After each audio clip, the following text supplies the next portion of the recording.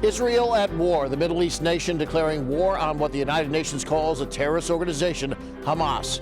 Hear from an expert on the conflict and the reactions here at home.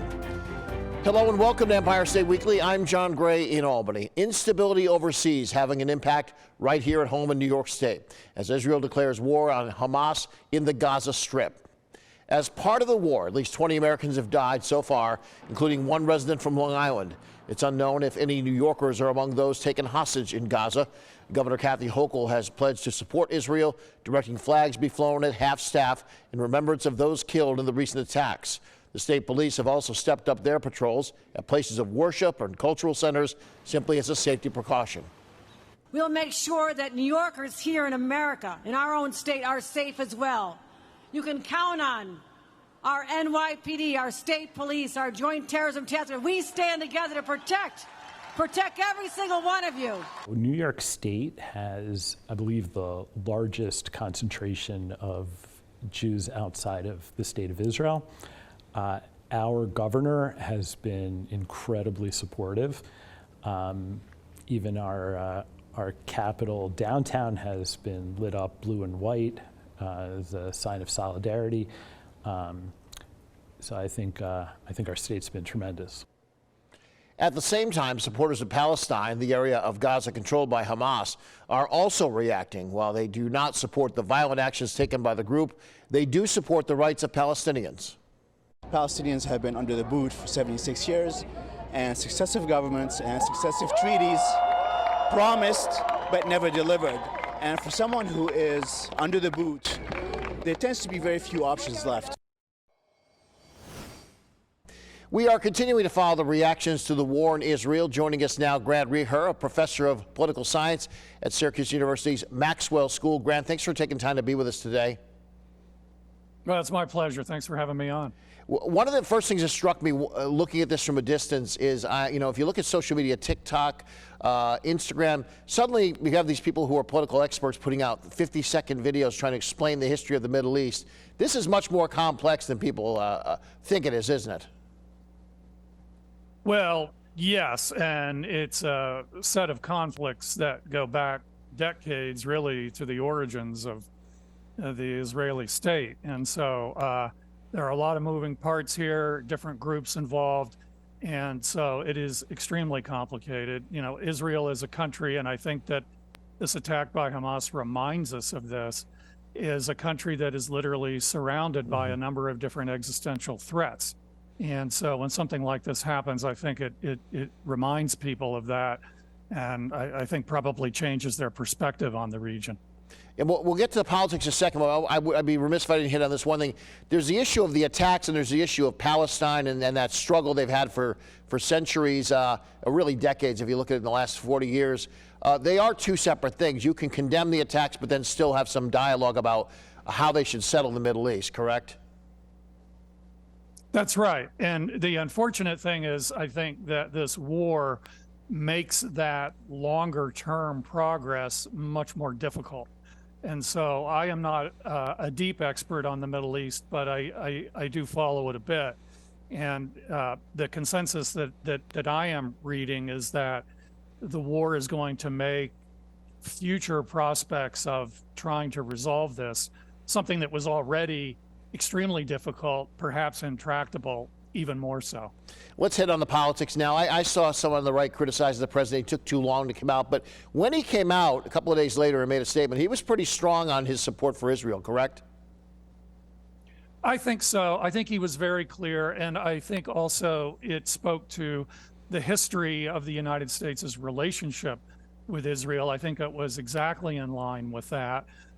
You did see a few remarks kind of later on in his remarks about concerns about civilian casualties, and clearly the implication of that was as a message to Israel in terms of concerns about the escalation and the response. But the main theme was support of Israel and condemnation of the attacks. I don't know if we're going to get into this a little bit later, but you are seeing some rifts, I think, among some Democrats on this, and I think that could be an issue politically for that party going forward. Yeah, let's talk about that. I know there's a member, they call them the squad, whatever you want to call them. There's a group of more left-leaning Democrats, more on the fringe, and they've had some issues in the past with the whole party when Nancy Pelosi ran it. Talk about that a little bit, because it's hard to be a completely unified party on this issue.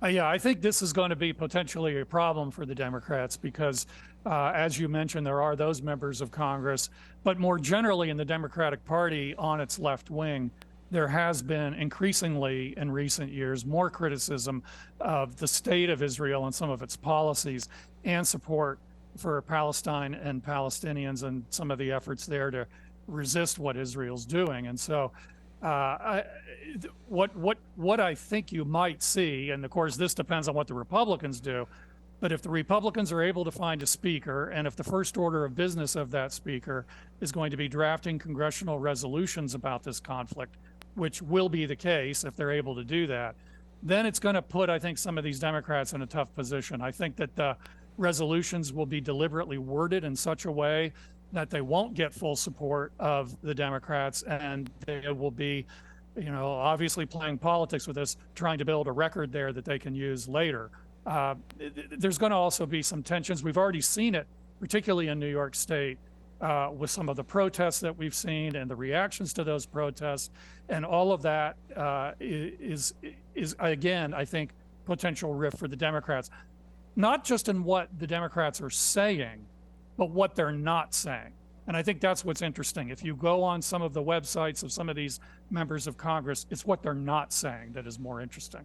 Yeah, it's tough to stay on the sidelines when people are waiting for you to speak and condemn something. You mentioned the GOP. They seem to be the gang that can't shoot straight either lately, with McCarthy out and now Scalise saying, I don't have enough votes. I mean, it's interesting to you that the tail's wagging the dog a little bit in both parties, where if you get a handful of strong-willed people, they can steer the party or at least cause trouble and wreck your plans if they want to. Yes, and I think that what both sides, both of those extremes, have learned, and it's because the difference in the control is so close right now, that the margin is so close between Democrats and Republicans, that they need, the majority caucus in each party needs those members in order to stay unified and to do things. And so what they both have learned is digging in and being intransigent will get you things. It will get you results. And the Republicans on the right clearly are thinking that when it comes to this battle over the speaker. And I think you'll probably see something along those lines too for the Democrats on the left. And so it does not bode well for a functioning government down the road. We got a little less than 2 minutes left. How does this play out if you had a crystal ball with the presidential race next year? I mean, President Biden already had issues with a lot of things in the polls and where people stand on leadership, his age, all those things. This is just one more brick thrown into the pile, it seems like, where he's done well so far, but one little misstep could hurt him. What I expect in that regard, and it is far ahead, but what I expect probably is if this plays out the way I think it's going to, you will see the Republican candidate, whoever he or she is, hitting the Democrats hard on this issue when it comes to Israel. And you will see Biden, I think, pointing to what he has said and what he has done in response to that. And so the Republicans are going to want to run against the left wing of the Democratic Party, and the Democrats are going to want to run against the Trump aspect of the Republican Party, whether it's Trump as the nominee or somebody else. We're less than a minute, but I'm already seeing it on the right where they're pulling in the border issues here, saying, see, at this open border, we got these young men coming in. We don't know who they are. They're already sort of playing that, showing their cards a little bit, right, about you want to stay with this party because we're going to keep you safe, because safety is a big issue. Yes, I've seen that. And the other thing that I've seen is another longstanding debate in the United States about gun control and gun regulation. Israel has a lot tighter gun regulations than the United States does. And there is now talk in Israel, and I think some moves to arm their citizens in the same way that Ukraine did. And so there's also pointing to that and saying, see, this is the importance of having your citizens be able to have access to arms. And so you're going to see a lot of analogies being made between this conflict and whatever the advocates are saying are the relevant analogies here in the United States. Yeah, it is a complex kettle of fish. Thank you, Grant Rehar, professor at Syracuse. We do appreciate you being with us today, and we appreciate your insight. Thank you. It's always my pleasure. Thanks for having me on.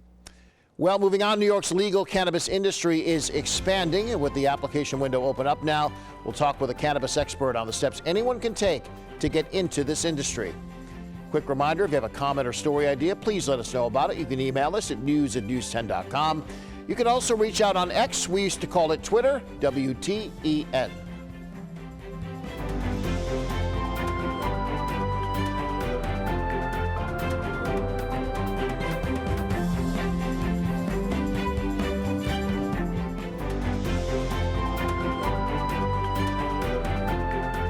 Welcome back to Empire State Weekly. I'm John Gray in Albany. New York's legal cannabis industry starting the expansion process now. From now till December the 4th, those wanting to enter the New York cannabis industry can apply to do so. There is a fee to apply. For social equity applicants, it's $500. For everybody else, it's $1,000. People who have locations secured already for a dispensary or a micro business are being urged to apply by November the 3rd to fast track the process. The Office of Cannabis Management says that they are looking to distribute between 1,000 and 1,500 of these licenses. Of those 1,000 new licenses, half of those, are new retail dispensary licenses. Obviously, we need a lot more stores around the state. We have some indoor grow licenses for folks who got a green thumb, processor, distributor, and micro business. Joining us now to speak on the newly opened window for entering the cannabis industry is Ryan McCall with the Tully Rinky. Thank you so much for coming in, Ryan. Thank you for having me. Let's jump right in with this whole thing. Licenses opening up to pretty much everybody at this point, right? Correct. At this juncture, anybody who's interested in applying for a New York State cannabis license is able to. And how difficult is the task if someone has been watching on the sidelines thinking maybe I'd want to get into this industry? Walk us through a little bit the application process. Sure. So there's a few different types of licenses. Let's just talk about the most common one, which is the retail dispensary. So that's effectively you own your storefront and customers can come in and purchase cannabis from your business. At this time, what you really need based on this application window, which is really twofold. There's the first round of application windows, which closes in early November. Those are for people who have control over real estate, meaning that I already have a storefront or I have a letter of intent basically stating that I have access to the storefront. Then at that point, it really comes down to, do you have your zoning under control? Do you have all of your ducks in a row effectively to make sure you can get this license? And assuming that you have all of those boxes checked, you should face a few, if not any, real barriers. That leads me to my next question, which is, I'm guessing, and you could correct me, if you've got a bodega that already exists or a deli that already exists somewhere and you have all this great foot traffic, I'm assuming you can't just say, well, suddenly I'm going to start selling cannabis, or can you? I mean, do they allow you to, if everything else lines up, could a store that sells lottery tickets and beer and that stuff suddenly sell cannabis? Not combined, right? So say if you're somebody who, like you said, the bodega, and you say, hey, I'm going to give up the bodega and I'm going to open up a cannabis dispensary. If you curtail your storefront and you get rid of everything else that you want to sell and you make it cannabis focused, then you're able to do that. So you're not selling Ruffles potato chips next to the gummy bears with these things is what you're basically saying. Unfortunately, at this time, you could just sell cannabis. Right. And for those who think, well, this could be really lucrative, there's a lot to consider, isn't there? I mean, in terms of security and expenses, it's not just like opening a bodega, I would think. And yes, the reason for that is there's a lot of hurdles, right? There's the cannabis licensing side of it. There's the funding aspect of it, which is notoriously tricky. These are not cheap to open up. You know, if you're talking for probably the bare minimum dispensary, you're looking at needing approximately $350,000 to $500,000 just to really get started. Now, there are programs out there where you can apply for small business loans and things of that nature, but you really do need to have a relatively substantial amount of funds in order to get this process going. What happens to the ones, I mean, I'm going to make you judge and jury here, I guess, but we had a bunch of lawsuits. We've done this on this particular show, people who got tied up in the courts or were suing the state because they didn't get a license. Or where are those going to kind of fade away now because now it's the doors swinging open for everybody? I think ultimately at this point, everybody's going to be pushed towards a settlement position, meaning that let's kind of see what we can do. Maybe some of the litigants can agree to award them a license or something like that. But at this time, it really seems like the main issues behind most of these lawsuits are somewhat moot. You mentioned earlier the licenses. You mentioned one. What are the other licenses you get besides just the retail? Sure. So there's the micro business license and the processor license, the cultivation license, and the distributor licenses. Those are the main ones. Now, the micro business license is very interesting.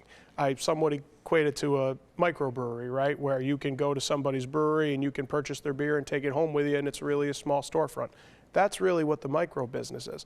It allows the person to grow, process, and distribute to a relatively small extent their own personal cannabis product. Okay. And I think that's going to really be great for New York State, because you're going to see it just like the brewery thing, where people make a day of it, right? They can travel there, they can purchase the product and try it themselves and judge. And there you go.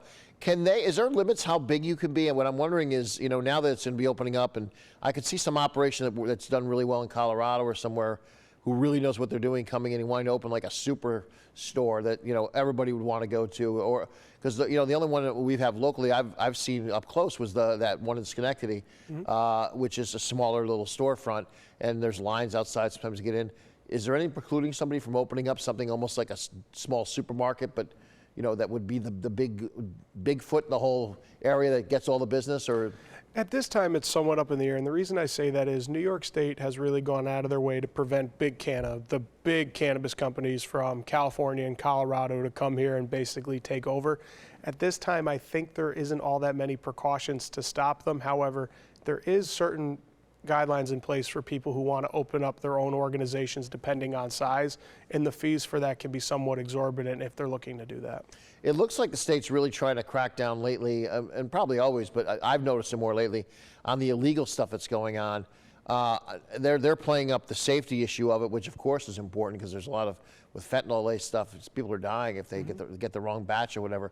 It's also a dollars and cents thing, I would think, because the state's relying on, it's been kind of a slow rollout in terms of the money coming in, right? Absolutely, and I think at this time, what the governor and OCM is trying to do is, let's take the focus off the illegal cannabis and put it on the legal cannabis, right? So that means that they're really going to start cracking down more to make sure that this isn't going to go through, and the reason for that is there's a tax incentive, right? If people are buying illegal cannabis, chances are, most likely, there aren't taxes that are being paid on it versus the potentially billions of dollars which will be made by the state from legal cannabis sales. If someone's watching this right now anywhere in the state and they have a curiosity about, can they get a consultation with a lawyer like yourself and say, I kind of been looking at this industry one way or the other, one of those licenses, can they come in and drop a few dollars, more than a couple, and get some perspective from you on where to go? Absolutely. At Tully Rinke, we offer full service cannabis licensing. And if there's anybody out there who's interested and even just wants to talk about it, I really encourage them to reach out to me, and I can at least guide you or do my best to guide you in the right direction. Do you think we're going to get to a point where they're looking at 1,000 to 1,500 of these licenses where every maybe not, they can still opt out, right? If a town doesn't want this, they don't have to have this. Correct. Municipalities are still to this point have the final say as far as allowing the dispensaries or any real cannabis related businesses in their municipality, and I expect that to be somewhat stalwart throughout this process. Do you see a day when the bloom's off the rose, where, and what I mean is they're so common in a lot of cities that you don't even pay attention, it's just another thing like a liquor store or something else? I definitely see it in the future, right? We're reaching that point now where effectively, even if you're driving around New York City, Albany today, you can find smoke shops where you can see the signs that are posted saying there's been illegal cannabis being seized from this business. I wouldn't be surprised to see those signs start coming down with legal dispensaries one day. Well, if you told me 30 years ago we'd be able to bet on football on our phones and go to a store and buy legal marijuana, I would have thought you were crazy, but here we are, right? Exactly. You got to love the world we live in. Yep. All right, Ryan McCall, thank you for Tully Rinke. If you want to get a hold of Ryan, Google him. You'll find him right there on the page. Thanks for coming in. Thank you. Heroes honored at the state capitol. When we come back, we'll hear from officials on the importance of remembering the sacrifice of fallen firefighters. If you've got a comment or story idea, please let us know about it. You can email us at news@news10.com. You can also reach out on X, formerly known as Twitter, at WTEN.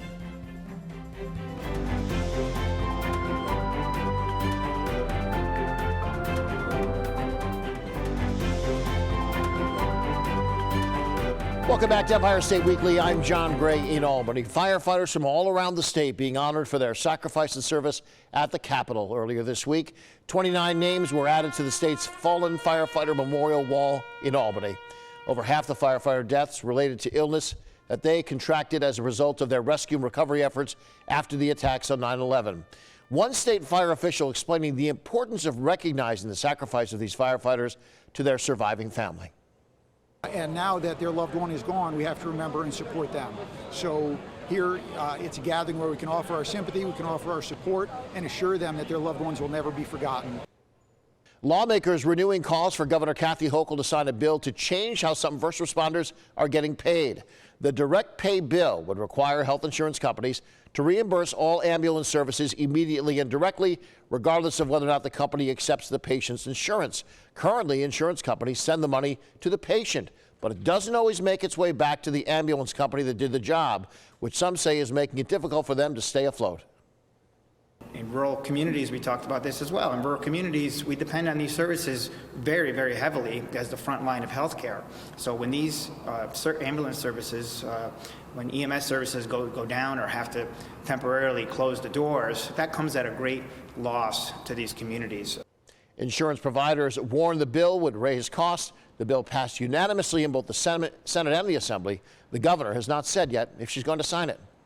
Stick around. We'll be back with a look at the week ahead in just a minute. If you've got a comment or story idea, please let us know about it. You can email us at news@news10.com. You can also find us and reach out on X, formerly known as Twitter. Our handle is WTEN.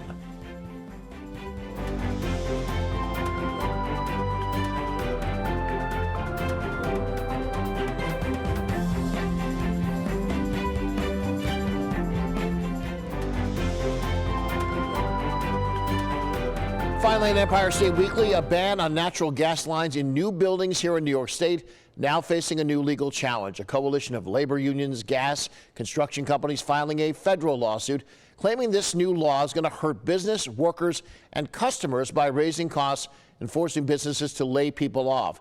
They also say that the ban cannot be enforced because it's preempted by federal law. Supporters of it say it's going to help reduce reliance on fossil fuels. We'll keep an eye on this case as it develops in the legal battle and bring you the very latest details and analysis as it happens. For now, from all of us here at Empire State Weekly, I'm John Gray in Albany. We'll see you right here next week. Quick reminder, don't forget you can watch Empire State Weekly all over New York State. Here's the full schedule of our show on 10 television stations across the great state of New York.